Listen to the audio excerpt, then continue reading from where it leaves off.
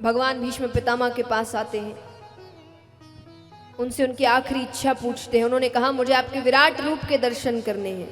विराट रूप के दर्शन कराते हैं और उसी को देखते देखते भीष्म पितामह की मृत्यु हो जाती है।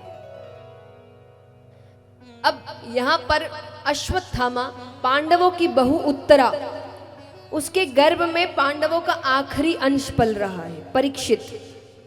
अश्वत्थामा ने उसी के ऊपर ब्रह्मास्त्र चला दिया। अब वो रोकर भगवान को पुकारती है। लेकिन मैंने कल भी कहा था, भगवान की कमजोरी क्या है? भक्त को रोते हुए नहीं देख सकते। वो रोकर भगवान को पुकारती है। भगवान ने वो किया जो भगवान ने कभी नहीं किया। भगवान उत्तरा के गर्भ के अंदर जाते हैं, एक सुरक्षा चक्र बनाते हैं। अब सौभाग्य देखिए परीक्षित का भी, जन्म लेने से भी पहले उसने सबसे पहले दर्शन ही भगवान के किए। वो भगवान को देखते हैं, भगवान उन्हें देखते हैं। ब्रह्मास्त्र विफल हो जाता है क्योंकि भगवान अंदर है।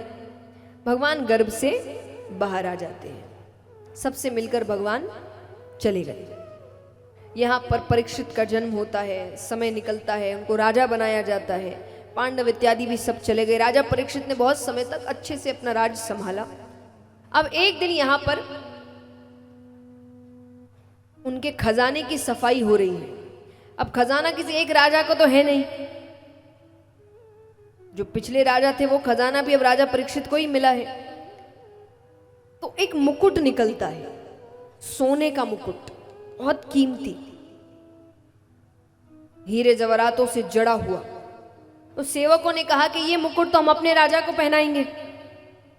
वो मुकुट में दरअसल जरासंध नामक एक राजा का था, जो बहुत ही पापी राजा हुआ, एक कंस के ससुर हुए, बहुत पापी। उसने कईयों को मार कर लूट कर ये मुकुट बनवाया था। उसको साफ करके राजा को पहनाया गया। पहनाते ही हिंसक भाव आने लगे। जैसी संगत वैसा स्वभाव, हिंसक भाव आने लगे। उसने कहा आज शिकार खेलने चलते हैं। राजा ने कहा है जाना पड़ेगा। सब जाते हैं। अब यहां वो भटक जाते हैं। अब उसी बीच रास्ते में राजा परीक्षित देख रहे हैं कि सामने एक व्यक्ति एक पैर के बैल को लाठी से मार रहा है, और बेरहमी से, और नीचे गौ माता पड़ी है अधमरी हालत में। उसे वो हर थोड़ी देर में पैर की ठोकर मार रहा है। तो राजा ने कहा कौन है जो मेरे राज्य में ऐसी क्रूरता का कार्य कर रहा है? उसने कहा कि तुम कौन हो? वो व्यक्ति कहे मेरा नाम कलयुग है।